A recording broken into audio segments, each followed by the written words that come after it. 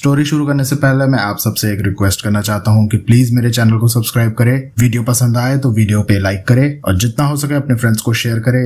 इससे मेरे चैनल को सपोर्ट और आपका प्यार मिलेगा, सो प्लीज कंसिडर इट।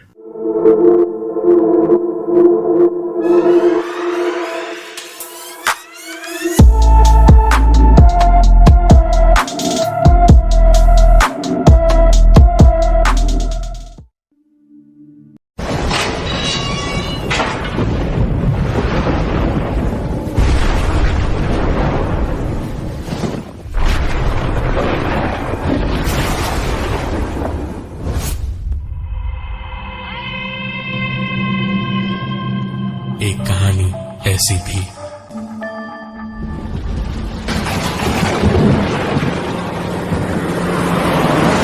रात के तकरीबन 11:30 बजे थे।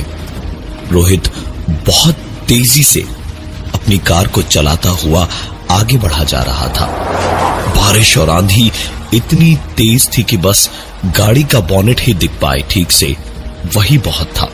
लेकिन रोहित को कौन समझाता। एक बम्पर सड़क पर क्रॉस करते ही कुछ शायद इतनी स्पीड में कार के चलते हुए बम्पर पर गुजरने से ढीला हो गया था, जिसकी वजह से खटर पटर लगी हुई थी।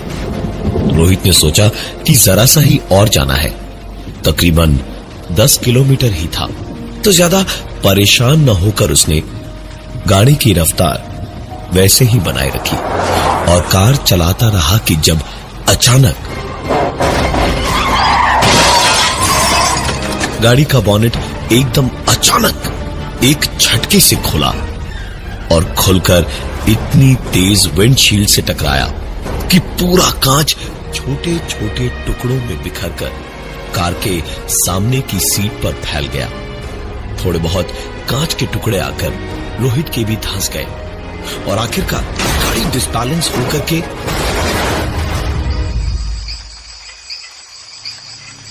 एक पेड़ से टकरा गई और रोहित की मौत हो गई। रात के तकरीबन 2:30 बजे थे।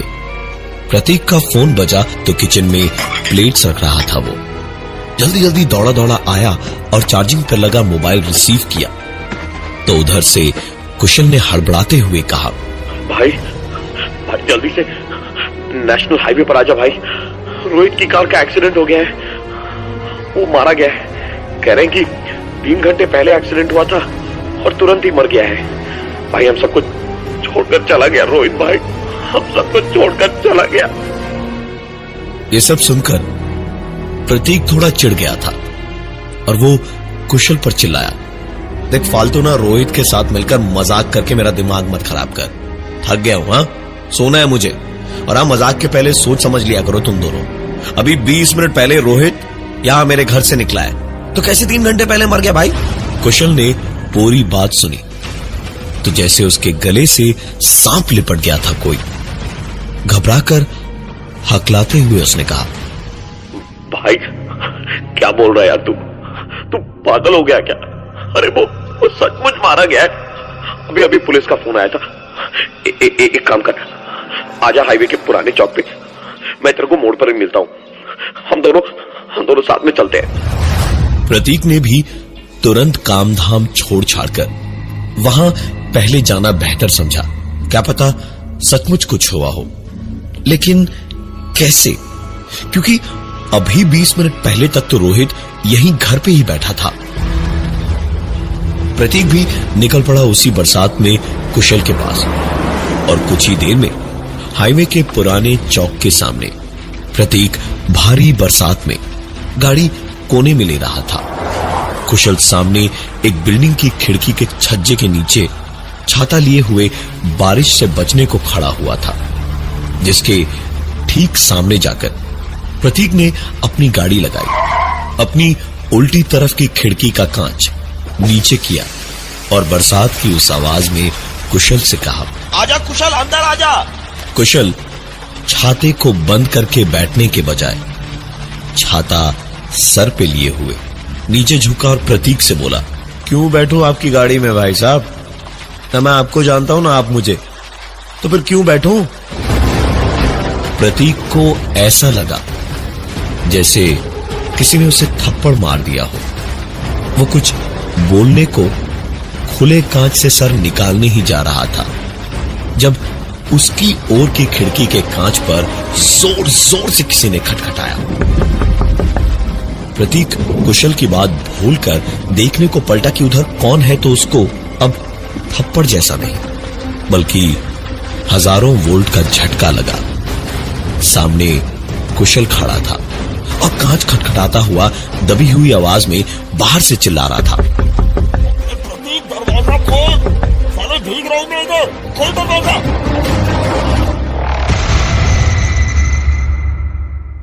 एक कहानी ऐसी भी प्रवीण के साथ। प्रतीक तो सन्न रह गया था ये देखकर। तुरंत ही पलटकर प्रतीक ने वापस देखा तो एक पल को लगा जैसे दम घुटने लगा था उसका। दूसरी तरफ कोई नहीं था। प्रतीक ने वापस दूसरी ओर देखा तो कुशल अभी भी गाड़ी के शीशे को खटखटा रहा था। प्रतीक ने गाड़ी का लॉक खोला। कुशल अंदर बैठकर पानी झाड़ने लगा रेनकोट से और गुस्से में कहने लगा, अरे पागल, हाँ कब से खटखटा रहा था मैं, तू बहरा हो गया क्या? हाँ मजाक सूझ रहा है? मैं इधर खड़ा खिड़की ठोक रहा हूं और तू पता नहीं उधर क्या बकबक किया जा रहा था। अब चल बढ़ा गाड़ी। प्रतीक चाह कर भी कुछ बोल न पाया। मुंह खोलकर बोलने की कोशिश की लेकिन एक भी लफ्ज नहीं निकला। खैर प्रतीक ने गाड़ी आगे बढ़ाई। उसी खराब मौसम में वो चल पड़े हाईवे पर, वहां जहां कुशल का कहना था कि रोहित का एक्सीडेंट हुआ था। कुछ आगे गए ही थे जब कुशल ने फिर से कहा, भाई एक मिनट गाड़ी रोक, सिगरेट ले लूं जरा। प्रतीक ने कार साइड में लगाकर रोकी।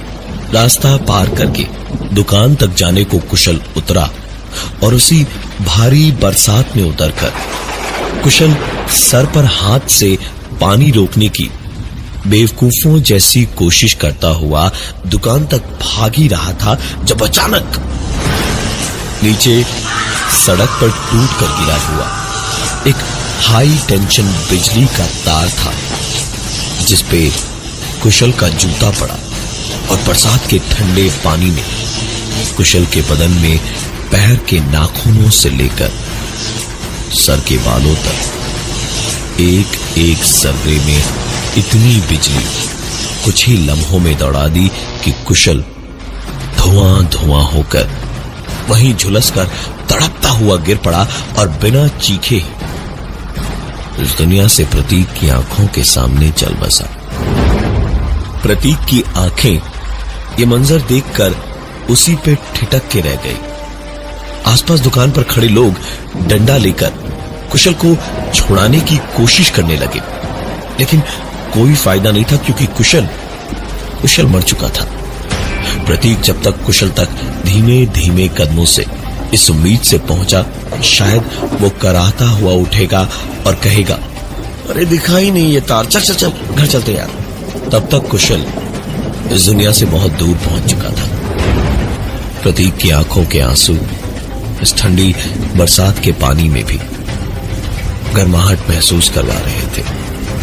प्रतीक किसी मूर्त की तरह खड़ा हुआ अपने दोस्त कुशल की बेजान अकड़ी हुई लाश पथराई आंखों से देख रहा था और उसके देखते देखते ही अचानक प्रतीक ने जेब से फोन निकाला और स्क्रीन पर नंबर देखा तो एक बिजली का झटका उसे अब लगा क्योंकि फोन करने वाला कोई और नहीं रोहित था जिसकी मौत की खबर पाकर प्रतीक और कुशल निकले थे और रास्ते में कुशल मारा गया।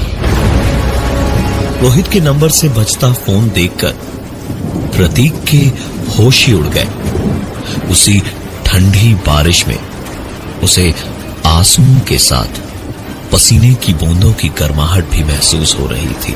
उसने घबराते हुए फोन उठाया और हकलाकर कहा, हेलो। तो उधर से आवाज आई, अरे प्रतीक तू कहाँ है? शायद अपना वॉलेट तो तेरी गाड़ी में ही भूल गया हूँ यार मैं। प्रतीक ने गाड़ी में झांका तो देखा वॉलेट पिछली सीट पर पड़ा था। उसने कहा, लेकिन कुशल ने तो कहा था कि तू एक्सीडेंट में मारा गया, तू जिंदा। भाई ये हो क्या रहा है मेरे साथ? अपनी ही मौत की खबर सुनकर कोई भी सकते में आ जाएगा। रोहित जरा घबराते हुए बोला, भाई तू पागल हो गया है क्या? क्या क्या बकवास क्या कर रहा है बे? जिंदा नहीं हूं तो क्या मेरा भूत तुझे फोन कर रहा है? और मर गया तो वॉलेट लेकर क्या करूंगा मैं? तू है कहां पर? प्रतीक जैसे अभी तक किसी बर्फ की सिल्ली जैसा जमा हुआ था और अब अचानक पिघल गया। प्रतीक ने रोते रोते रोहित को पूरी बात बताई और बताया कि इस वक्त कुशल की लाश उसके सामने पड़ी थी। एक कहानी ऐसी भी प्रवीण के साथ। रोहित ने तुरंत कहा, प्रतीक, अगर तू मजाक कर रहा है ना तो मैं तेरी टांगे तोड़ दूंगा। मैं आ रहा हूं, तू वहीं पर रुकना और टेंशन मत ले। मैं अभी तुरंत आ रहा हूं। उफ, ये इंडिया की सड़कें भी ना यार, एक बम्पर आया नहीं कि बस गाड़ी पूरी बजने लगती है। तू टेंशन मत ले प्रतीक, मैं अभी तुरंत आ रहा हूं। इतना ही कह पाया था रोहित कि जब गाड़ी का बॉनेट अपने आप अचानक खुल गया और सामने का शीशा चकनाचूर होकर ऐसा बिखरा कि गाड़ी सीधे सामने एक पेड़ से जा टकराई।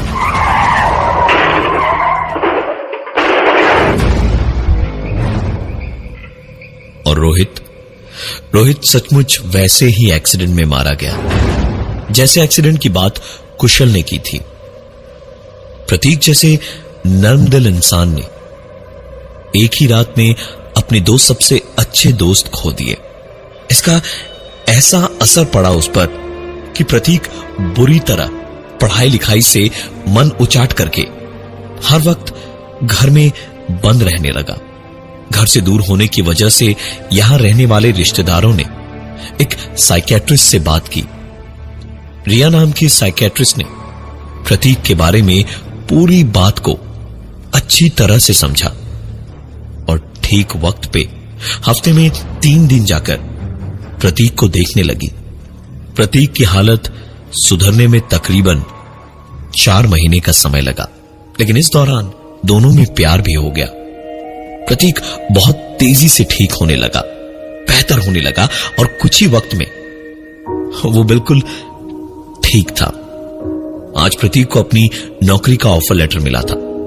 उसने सोचा कि आज ही रिया को डिनर डेट पर ले जाएगा और अपने दिल की बात कह के उसे शादी के लिए पूछेगा।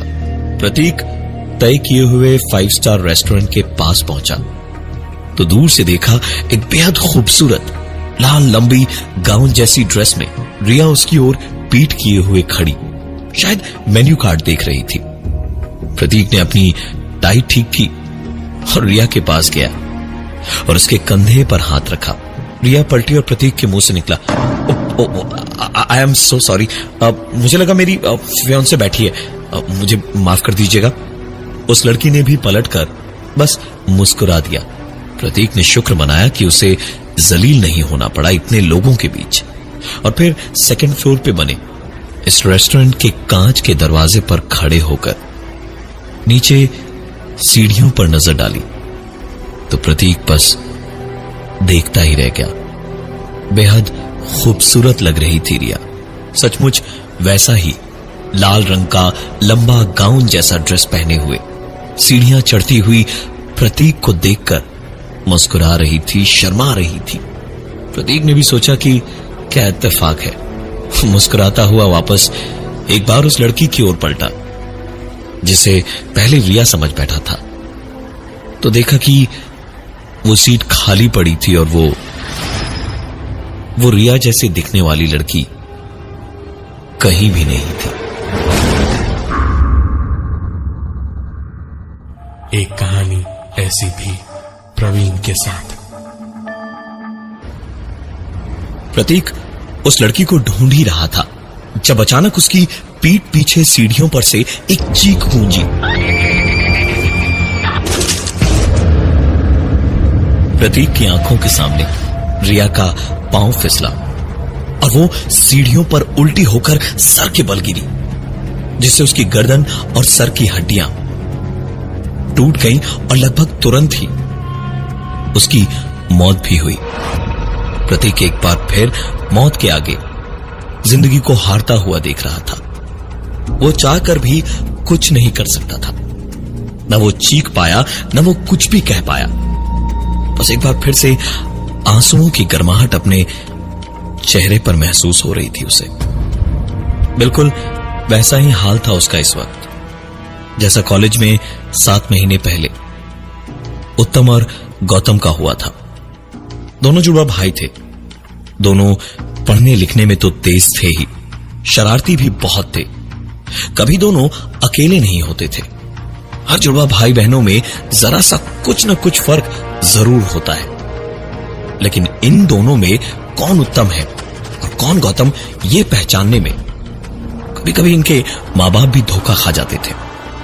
एक दफे किसी बात पर दोनों भाइयों और रोहित, प्रतीक और कुशल में झगड़ा हो गया, तो ये तीनों जानते ही थे कि एक साथ इन दोनों भाइयों से पार पाना मुश्किल है। तीनों ने उत्तम को एक रात घेरा और हाईवे पर एक ट्रक के सामने धक्का मार दिया। गौतम अपने आप अकेला पड़ गया। अपने भाई की मौत का सुनकर वो सहम गया और तीनों ने उसे भी नहीं छोड़ा। पानी की टैंक में उसे बंद कर दिया था, लेकिन भूल गए थे कि ठीक रात के 3 बजे पंप चला के टैंक में पानी भरा जाता है। कभी ऐसी हैवानियत का सोचा नहीं था किसी ने। उसी हाईवे पर उस सुबह रोहित जैसे किसी को कुशल ने देखा था, तो रोहित मारा गया। फिर कुशल जैसे ही किसी को प्रतीक ने देखा और कुशल मारा गया। फिर रिया जैसी दिखने वाली लड़की प्रतीक ने देखी, तो रिया भी मारी गई। प्रतीक के लिए अब यहां इस शहर में रहना या रुक पाना मुश्किल ही नहीं, नामुमकिन था। उसने ट्रांसफर उसी शहर में लिया जहां उसका घर था। मां बाप थे और सामान वगैरह लेकर अगली ही सुबह ट्रेन पकड़ ली उसने। 22 घंटे लगने थे घर पहुंचने में। पूरे वक्त सफर में घबराहट और डर के मारे प्रतीक का हाल इतना खराब था कि न कुछ खाया न पिया। आंखों में पूरी रात तो काट दी, लेकिन सुबह सुबह नींद आ ही गई। सोचा कि चलो जान बची। इतनी दूरी में अब कोई कैसे उसका नुकसान करेगा, और करना होता तो अभी तक तो नुकसान हो ही जाता। सब तो मर ही गए थे। वो इसलिए बच गया क्योंकि उसकी जिंदगी अभी और भी आगे लिखी थी। प्रतीक उठकर सीधे वॉश बेसिन की ओर चल पड़ा। कम से कम मुंह तो धो ले। बेसिन पे पहुंचा तो एक आदमी वहां पर पहले से मुंह धो रहा था। प्रतीक ने सोचा मुंह ही धो रहा है, 2 मिनट में हट जाएगा, लेकिन वो आदमी मुंह धोए ही जा रहा था। आखिरकार प्रतीक ने खींच कर कहा, अरे अब क्या नहाकर हटेंगे आप? इतना सुनकर वो आदमी उठकर सीधा खड़ा हुआ और बेसिन के सामने लगे शीशे में मुस्कुराता हुआ प्रतीक को देखते हुए बोला, आराम से मुंह तो धो लेने दीजिए भाई साहब, क्या पता ट्रेन से जिंदा उतरूंगा या मुर्दा। उस शीशे में उस आदमी की मुस्कुराती सूरत देखकर और सर्द आवाज में ये बात सुनकर प्रतीक की सांसें हलक में अटक कर रह गई, क्योंकि शीशे में दिखने वाली वो मुस्कुराती सूरत जो बेसिन पर मुंह धो रही थी, वो किसी और की नहीं, खुद प्रतीक की थी। इसका मतलब अब बारी प्रतीक की थी। मैं हूं प्रवीण और ये थी आज की एक कहानी ऐसी भी।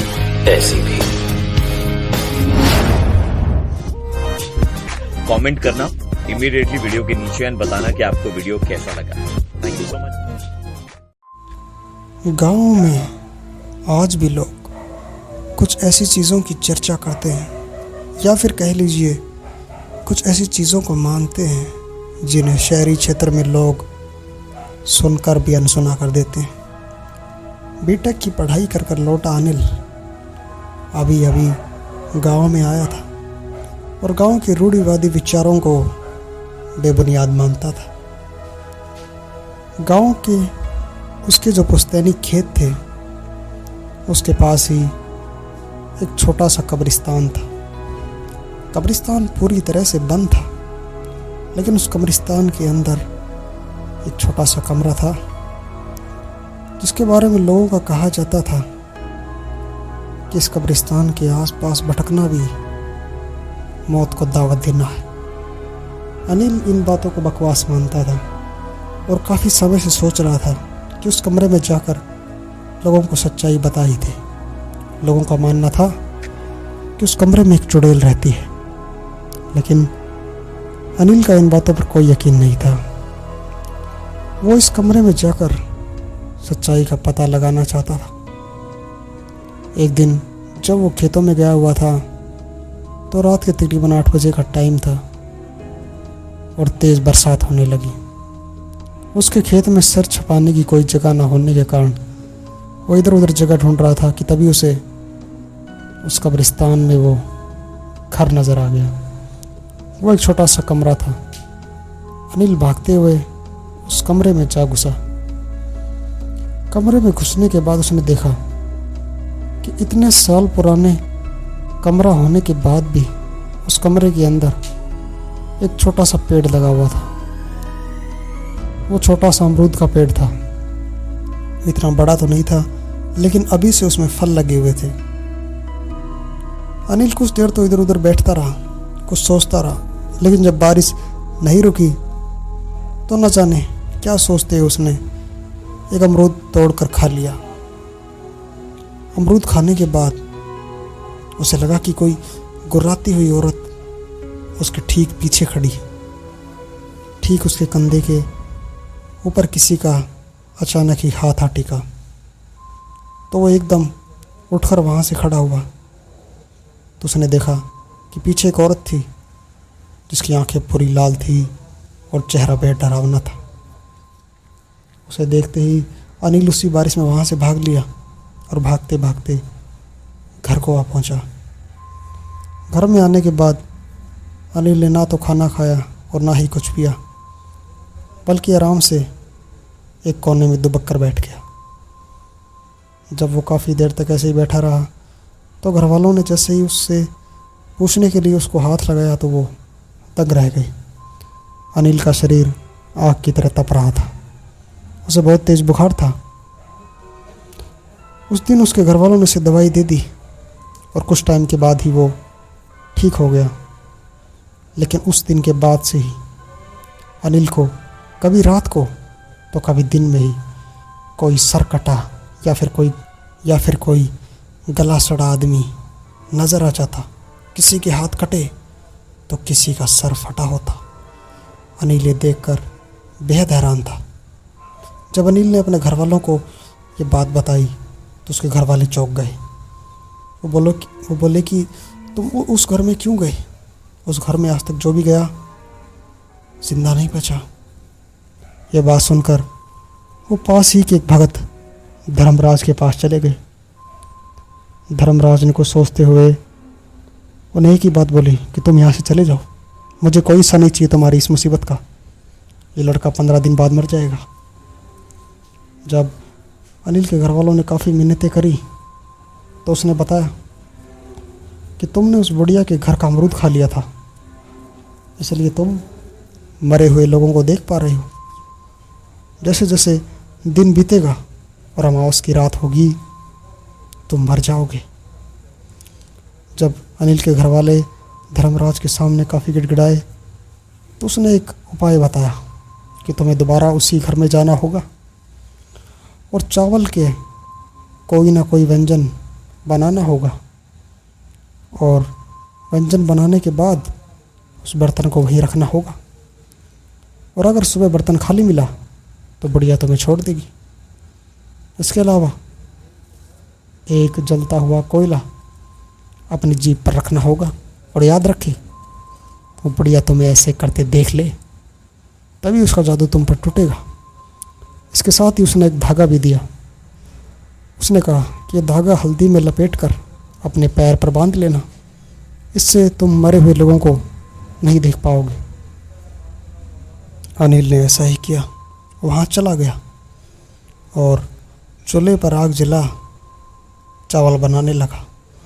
वो कभी कभी डर कर बैठ जाता तो कभी रोने लगता।